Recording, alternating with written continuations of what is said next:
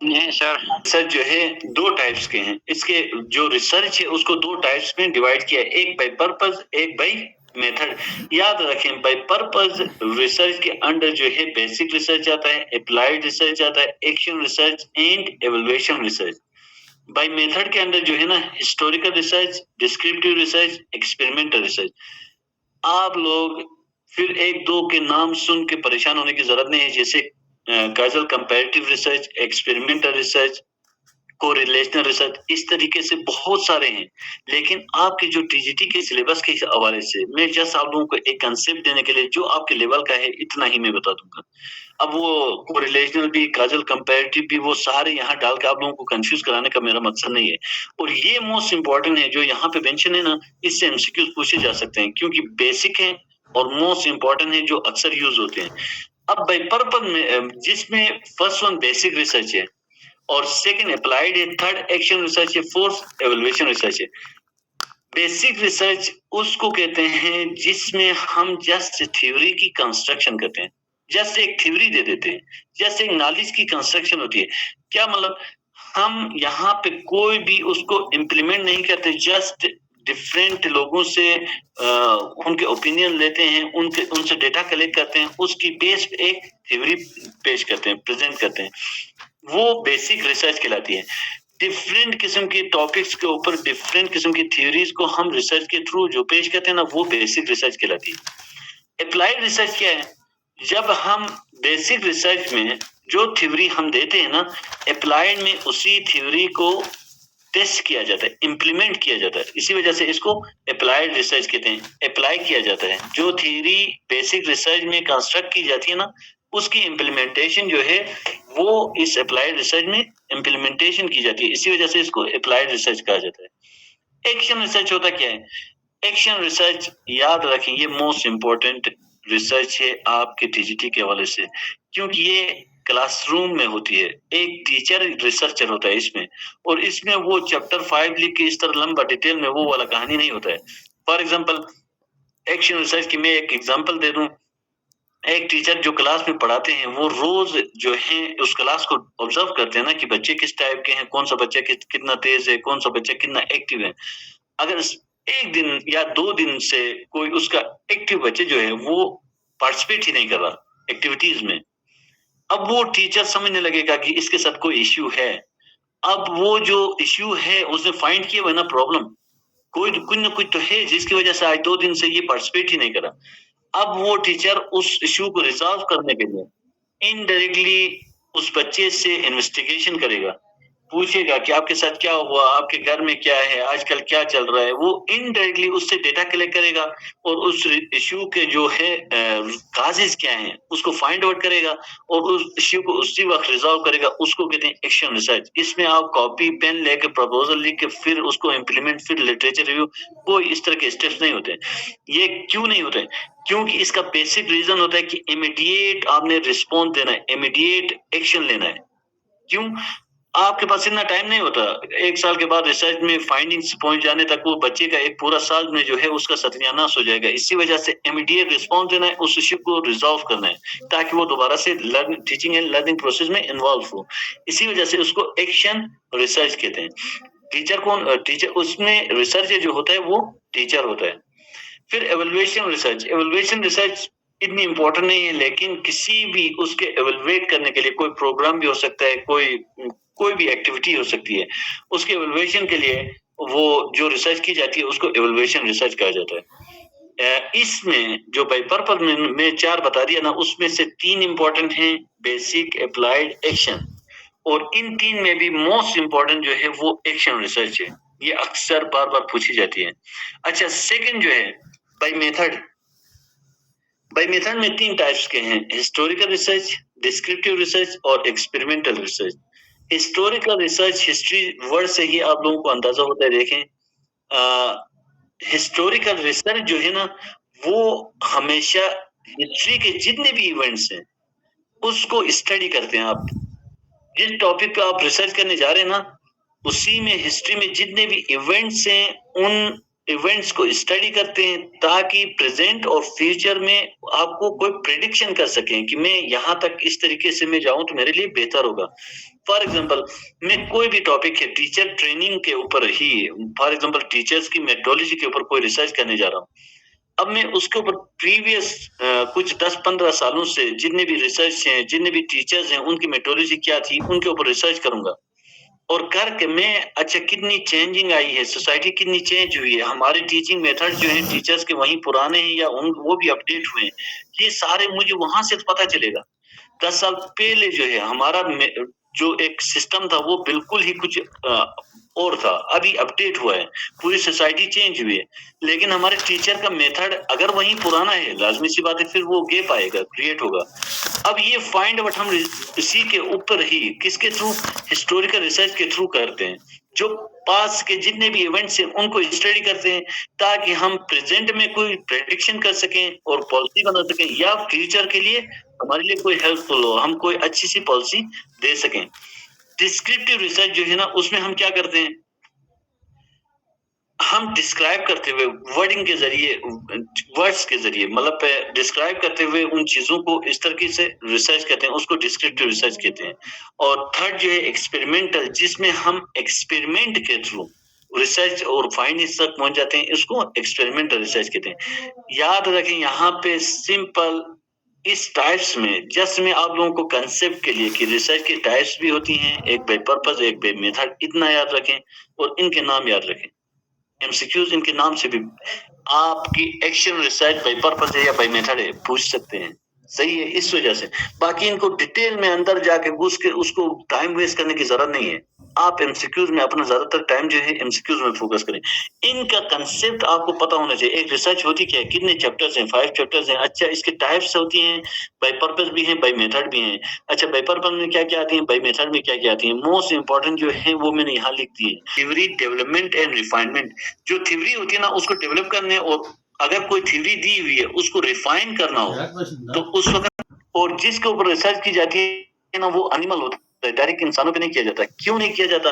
क्योंकि ये एक थ्योरी देने के लिए एक एक्सपेरिमेंट किया जाता है। जैसे रिसर्च वर्कर जो इन एक्सपीरियंस होते हैं, वो इतने एक्सपीरियंस नहीं होते, वो रिसर्च करने जाते हैं, वो स्टूडेंट्स भी हो सकते हैं, प्रैक्टिशनर्स भी हो सकते हैं, वो सारे रिसर्च कर रहे होते हैं। इसी वजह से एनिमल के ऊपर रिसर्च किया जाता है।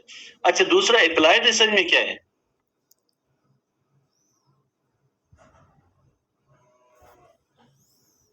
में अब मैं पहले इसको रीड आउट करता हूं कि applied research is conducted for the purpose of applying और testing theory and evaluating its usefulness in solving educational problem. जो थ्योरी ऊपर दी थी बेसिक रिसर्च में, जो प्रैक्टिशनर रिसर्च वर्कर जो भी थे एनिमल पे रिसर्च कंडक्ट करके जो थ्योरी दी थी ना, अब उस थ्योरी को हम क्या करते हैं, यहाँ अप्लाई करते हैं, उसको टेस्ट करते हैं, उसको एवेलुएट करते हैं और उसकी अहमियत कितनी फायदेमंद है, और ताकि हमारे एजुकेशन से रिलेवेंट जितने भी इश्यूज हैं उनको सॉल्व कर सके।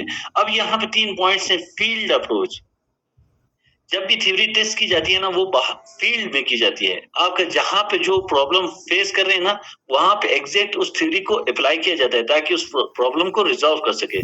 और इसमें अब एनिमल नहीं होता सब्जेक्ट, ह्यूमन पे डायरेक्ट जो इंसान है उनके ऊपर ही डायरेक्ट टेस्ट की जाती है थ्योरी, क्योंकि वो थ्योरी ऑलरेडी पहले डेवलप की जाती है ना एनिमल्स के ऊपर।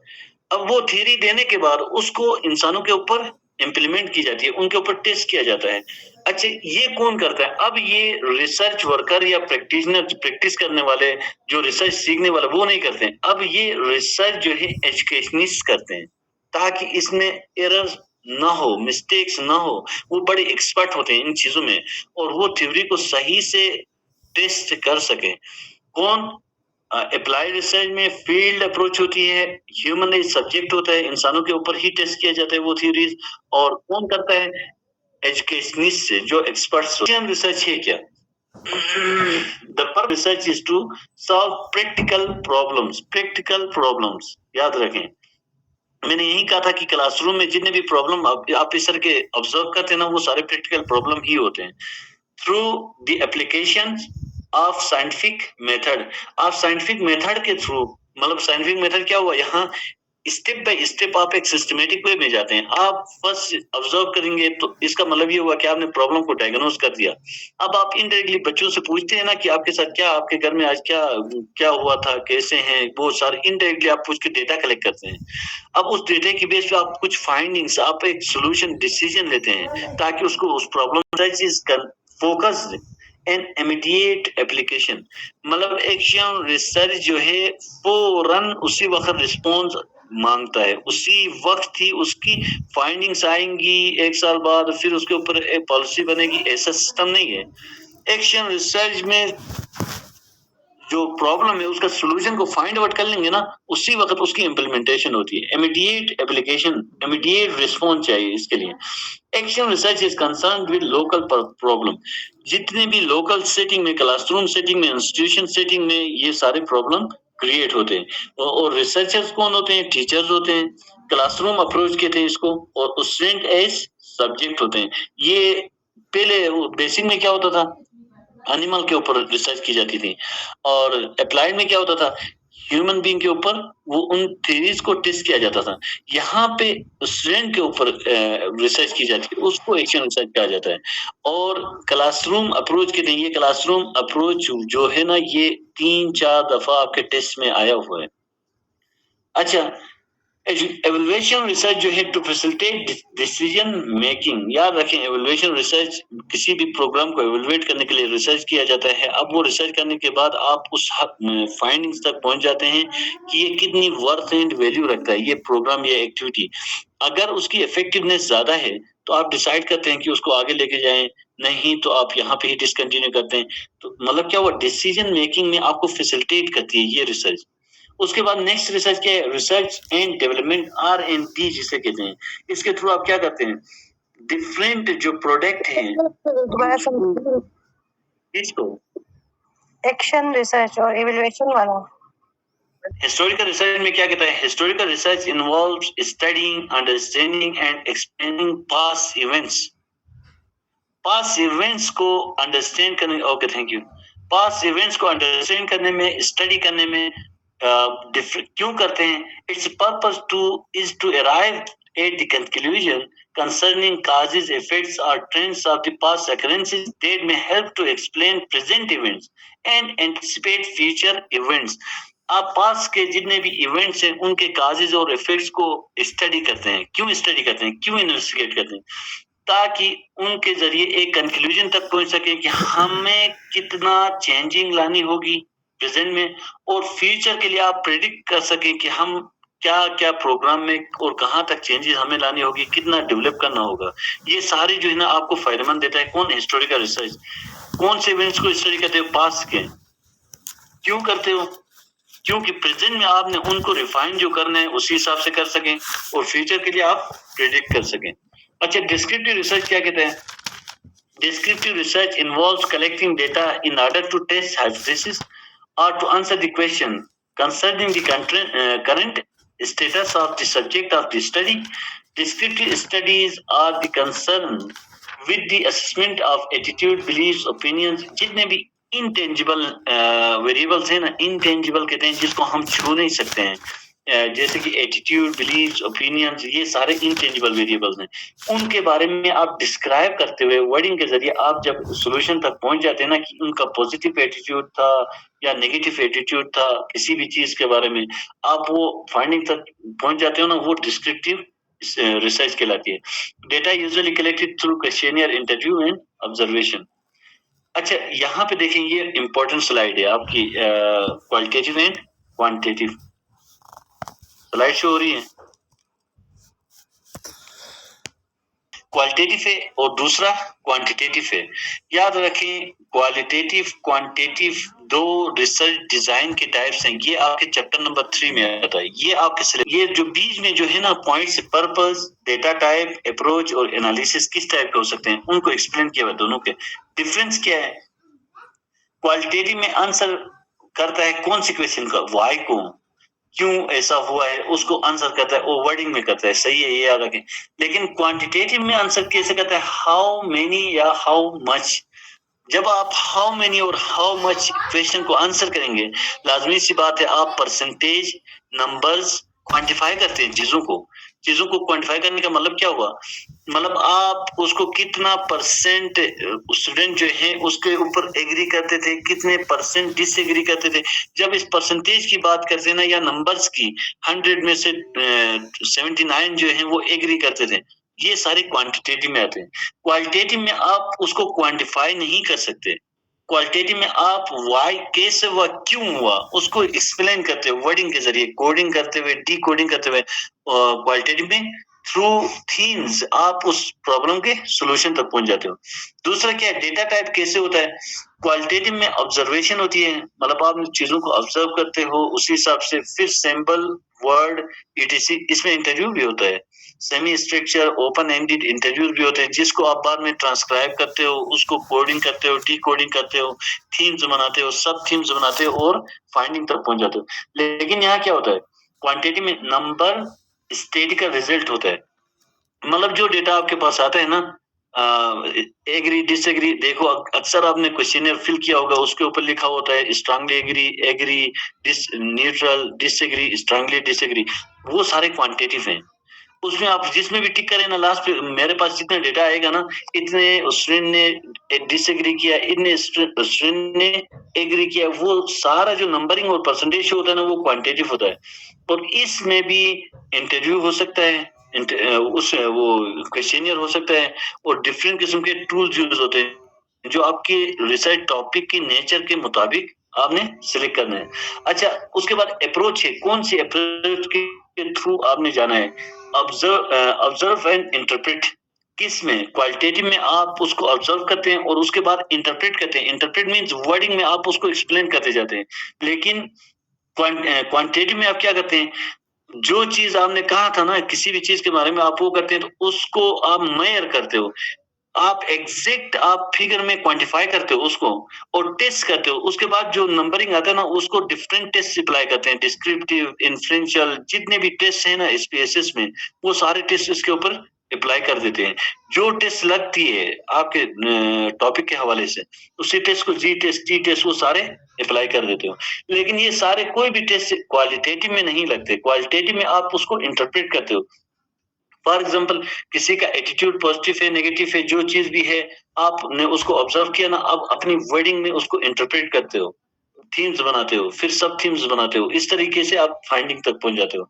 अच्छा, एनालाइज कैसे करते हैं, grouping of common data, non statistical analysis. इस नॉन स्टैटिकल एनालिसिस मतलब जितने भी अभी मैंने टेस्ट के नाम लिए ना, जो एसपीएसएस के अंदर होते हैं, टी टेस्ट, जी टेस्ट और काई स्क्वायर टेस्ट, जितने भी टेस्ट हैं वो इसमें नहीं लगते क्वालिटेटिव में। क्वालिटेटिव में आप ग्रुपिंग ऑफ कॉमन डेटा, जो मैं कह रहा हूँ ना कि थीम, सब थीम, कोडिंग, डी कोडिंग करते हुए आप थीम तक, फाइंडिंग तक पहुंच जाते हैं। लेकिन यहाँ क्या होता है, स्टेटिकल एनालिसिस, आपने जो डेटा आपके पास आया है ना, उस सब को क्या करते हैं, पुट करते हैं स्पेसेस में और टेस्ट अप्लाई करते हैं, क्लिक करते हैं, आपके सारे जो है वो एनालाइज होके आपके पास रिजल्ट आता है। इसको मैनुअल भी आप करते हैं, यही टेस्ट लगाने के डिफरेंट फार्मूलाज हैं, उन फार्मूलाज के थ्रू आप मैनुअल भी उसको एनालाइज करते हैं।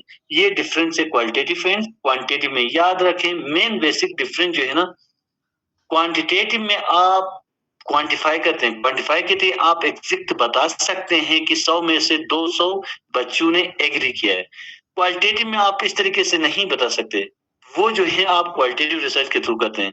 फॉर एग्जांपल, अगर मैं ये कहूं, मैं उसका एटीट्यूड पॉजिटिव है, ये कहा तो ठीक है, लेकिन कितना परसेंट पॉजिटिव है, 90% उसका एटीट्यूड पॉजिटिव है, मैं कह ही नहीं सकता।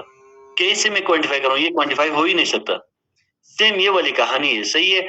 जो क्वांटिफाई नहीं हो सकती है ना, वो तो क्वालिटेटिव के थ्रू आपने जाके इंटरप्रेट करते हुए, ऑब्जर्व करके उनको इंटरप्रेट करते हुए फाइंडिंग तक पहुंचना है। जो क्वांटिफाई हो सकते हैं, क्वांटिटेटिव हैं, उनको क्वांटिफाई करते हुए आपने एसपीएसएस के थ्रू टेस्ट अप्लाई करके फाइंडिंग तक पहुंच जाना है। ये इनके बीच भी ये डिफरेंस है। अच्छा, रिसर्च स्टेप्स इन रिसर्च, ये जो है ना चैप्टर्स हैं आपके रिसर्च के, इनको थोड़ा बहुत से देखें ना।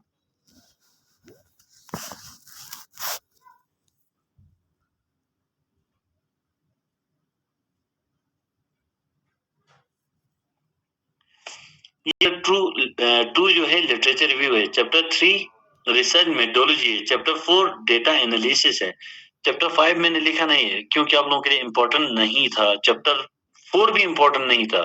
जस्ट मैं आप लोगों को एक कंसेप्ट देने के लिए कि रिसर्च के इतने चैप्टर्स होते हैं, इसमें से चैप्टर 3 जो रिसर्च ये जो है ना चैप्टर 3 रिसर्च मेथोडोलॉजी, ये चैप्टर आपका मोस्ट इम्पोर्टेंट चैप्टर है, आपका सिलेबस में एड है, इसको आपने डिटेल में पढ़ना है। बाकी आप यहाँ पे देखें ना इंट्रोडक्शन है, इंट्रोडक्शन के अंदर क्या क्या आता है इसमें बैकग्राउंड ऑफ द स्टडी भी आता है, स्टेटमेंट ऑफ द प्रॉब्लम भी आता है, रेशनल ऑफ द स्टडी भी आता है, रिसर्च ऑब्जेक्टिव्स भी आते हैं, रिसर्च क्वेश्चंस हाइपोथेसिस भी आता है, सिग्निफिकेंस ऑफ द स्टडी भी आते हैं। इन सब को आपको पढ़ने की जरूरत ही नहीं है, इनसे कभी भी एमसीक्यूज नहीं बनेगा। दूसरा चैप्टर आपका लिटरेचर रिव्यू है। लिटरेचर रिव्यू में थ्योरेटिकल फ्रेमवर्क और लास्ट कंसेप्चुअल फ्रेमवर्क भी होता है। मैंने लिखा इसी वजह से नहीं है कि आपके काम का है ही नहीं। ये फिर कौन सा है? चैप्टर 3 है। 4 और 5 से भी आपसे नहीं पूछा जाएगा, सही है। तो चैप्टर 3 जो है ना मोस्ट इंपॉर्टेंट है, उसको टच दे रहे हैं, वो है क्या? अच्छा, ये है चैप्टर 3 आपका जो स्टार्ट होता है पॉपुलेशन एंड सैंपलिंग। पॉपुलेशन होती क्या है? आप किसी भी टॉपिक के ऊपर रिसर्च करने जा रहे हैं ना, फॉर एग्जांपल मैं साइंस के स्टूडेंट और आर्ट्स के स्टूडेंट के बीच में रिसर्च करने जा रहा हूँ कराकुलम इंटरनेशनल यूनिवर्सिटी में। मैं कह रहा हूँ कि फिलहाल बायोलॉजिकल साइंसेज जो हैं उस डिपार्टमेंट के एमए के स्टूडेंट जो हैं और कोई इंग्लिश के डिपार्टमेंट के जो हैं मास्टर स्टूडेंट के बीच में किसी भी टॉपिक के ऊपर रिसर्च करने जा रहा हूँ। अब वहां पे या एक ही डिपार्टमेंट ले लेते हैं ताकि आप लोगों के लिए इजी हो। इंग्लिश डिपार्टमेंट के जितने भी बच्चे हैं, मैं कह रहा हूँ कि उनके ऊपर मैं उनका एटीट्यूड चेक कर रहा हूँ कि इंग्लिश लैंग्वेज के बारे में उनका एटीट्यूड पॉजिटिव है कि नहीं, और वो कितनी यूज करते हैं उस लैंग्वेज को। है उनकी मदर टंग तो शिना है ना, या किसी की ख्वार बुरुश की जो भी वकी है, लेकिन वो फॉरेन एक लैंग्वेज के स्टूडेंट हैं और वो उसको कितना यूज करते हैं और उनका एटीट्यूड पॉजिटिव है या नेगेटिव है उस लैंग्वेज के बारे में। ये मेरा रिसर्च टॉपिक है, मैं उसके थ्रू समझा दूंगा। अब मैं रिसर्च टॉपिक में जितने भी इंग्लिश डिपार्टमेंट के स्टूडेंट्स हैं ना, वो सारे मेरे पॉपुलेशन है, चाहे वो 7,000 हो या 9,000 है। जितने भी स्टूडेंट फॉल करते हैं उस इंग्लिश डिपार्टमेंट के अंदर, वो सारी मेरी पॉपुलेशन है। अब मेरे पास ये पॉसिबल तो नहीं है ना कि मैं सबसे ही पूछते जाऊं कि आप क्या फील करते हैं, आपका एटीट्यूड कैसा, आप कितना यूज करते हैं। ये तो पॉसिबल ही नहीं होगा कि 7,000 किसी यूनिवर्सिटी में 10,000 9,000 है, तो मैं सबसे पूछ तो नहीं सकता ना। इसीलिए इजी करने के लिए हम क्या करते हैं, जो 9,000 हैं उनमें से कोई 200-300 के करीब स्टूडेंट्स को अलग कर देते हैं ताकि हम उनसे डेटा ले सके, और जो अलग कर देते हैं ना उनको सैंपल कहते हैं। और जो नीचे जो बचते हैं ना वो पॉपुलेशन थी, जो टोटल 9,000 थे ना वो पॉपुलेशन कहलाती है। और उससे डेटा लेने के लिए थोड़े से हम जो अलग करते हैं ना उसको सैंपल कहा जाता है। पॉपुलेशन जिसके ऊपर आप अब जो सैंपल जो आपने अलग किया ना थोड़े से बच्चे, उनसे जो डेटा लेंगे और आपका जो फाइंडिंग रिजल्ट आएगा ना, वो रिजल्ट सिर्फ जो सैंपल लिया है उन्हीं के ऊपर अप्लाई नहीं होगा, बल्कि जितनी आपकी पॉपुलेशन है उन सब के ऊपर अप्लाई होगा। मतलब वो सारे यही समझते हैं। फिर ये अब वो सैंपल किस टेक्निक के थ्रू आप सिलेक्ट करेंगे, वो डिफरेंट टेक्निक्स हैं, वो टेक्निक्स को भी हम फर्दर डिस्कस करेंगे। पहले इनकी डेफिनेशन को रीड आउट कर लें। आपकी जो सैंपलिंग है ना उसको दो ब्रॉडर कैटेगरीज में डिवाइड किया है, एक प्रोबेबिलिटी सैंपलिंग, एक नॉन प्रोबेबिलिटी सैंपलिंग। सैंपलिंग और नॉन प्रोबेबिलिटी सैंपलिंग में उसको ना जस्ट से थोड़ा जल्दी इसको डिफाइन करता हूँ, इसके आगे कुछ भी नहीं है, उसके आगे यही इसकी डेफिनेशंस हैं और बाकी आपके वो काम का नहीं है। फिर भी नेक्स्ट उसमें हम यहाँ से आगे टच देंगे। मैं जल्दी में समझाने की कोशिश करता हूँ, गौर से सुने। प्रोबेबिलिटी सैंपलिंग में आप जितने सैंपल आपने सिलेक्ट किए थे ना पॉपुलेशन से, उन सब के पास सेम इक्वल चांस होता है कि उनको भी सिलेक्ट किया जाए, उसी वजह से उसको प्रोबेबिलिटी सैंपलिंग कहते हैं। Equal chance, all members of the population have equal chance, ये आप याद रखें। नॉन प्रोबेबिलिटी सैंपलिंग में वो इक्वल चांस नहीं रखते, सिंपल इतना। और यहाँ से एमसीक्यूज आ सकता है, आपसे पूछा जाएगा कि प्रोबेबिलिटी सैंपलिंग किसे कहते हैं, या डेफिनेशन लिखेंगे उसको क्या कहते हैं, प्रोबेबिलिटी नॉन प्रोबेबिलिटी ये नीचे देंगे, तो ऑप्शंस में आप दें, उसको याद रखना है। अब प्रोबेबिलिटी सैंपलिंग के 4 टाइप्स हैं, एक सिंपल रैंडम सैंपलिंग, एक क्लस्टर, एक सिस्टमैटिक, एक स्ट्रेटिफाइड। पहले हम इसी को डिफाइन करते हैं। सिंपल रैंडम सैंपलिंग ये हो गई, मसलन आप डेटा लेने के लिए क्लास के अंदर एंटर होते हैं, आप डायरेक्ट क्या करते हैं, किसी को भी आप उठे कोई से 10 स्टूडेंट्स को उठा लेते हैं 50 में से, वो सिंपल रैंडम सैंपलिंग है। मतलब आप कोई से भी 10-20 में से उठा देते हैं जो सामने आए, उसको सिंपल रैंडम सैंपलिंग कहते हैं। ये प्रोबेबिलिटी, जब आप क्लास में जा रहे थे ना, उस वक़्त तक सबके पास इक्वल चांस था ना, आप किसी को भी उठा सकते थे। मतलब इसी वजह से इसको प्रोबेबिलिटी के अंडर डाल दिया है। अब दूसरा, क्लस्टर को मैं छोड़ रहा हूँ, सिस्टमैटिक में आ जाओ, क्योंकि ये दोनों तकरीबन मैच हैं। सिस्टमैटिक रैंडम सैंपलिंग होती क्या है? सिस्टमैटिक रैंडम सैंपलिंग में आप एक सिस्टम के थ्रू रैंडमली उठाते हैं। मतलब क्या हुआ, सिस्टम है तो रैंडमली कैसे? आप मसलन मैं आपकी क्लास में आ गया, मैंने कहा कि 2 बंदे बैठे, तीसरा जो है उठे, मेरे लिए डेटा चाहिए, पार्टिसिपेट कर लें। फिर 2 बैठे और ये इंटरवल जो है ना, बीच में जो डिस्टेंस है, वो इंटरवल फिक्स होगा। लास्ट तक जितने पार्टिसिपेंट है मैं सिलेक्ट करूंगा, उस वक्त तक ये सेम ही रहना चाहिए।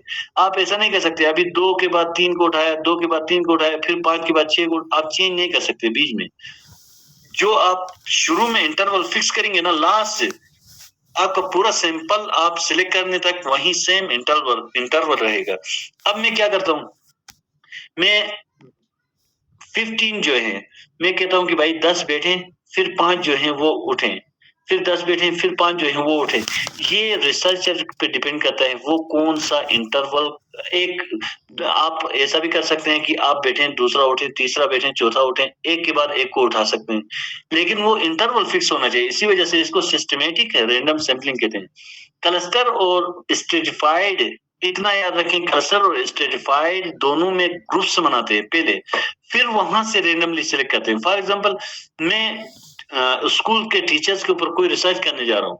अब पहले मैं इनके, लाजमी सी बात है, हमारे पास गवर्नमेंट स्कूल्स भी हैं, प्राइवेट भी हैं, सेमी गवर्नमेंट भी हैं। तो अब मैं क्या करूंगा, पहले इनको ग्रुप्स में डिवाइड करूंगा। जो गवर्नमेंट स्कूल है एक ग्रुप हो गया मेरे पास, जो प्राइवेट स्कूल है दूसरा ग्रुप हो गया, और थर्ड जो है सेमी गवर्नमेंट।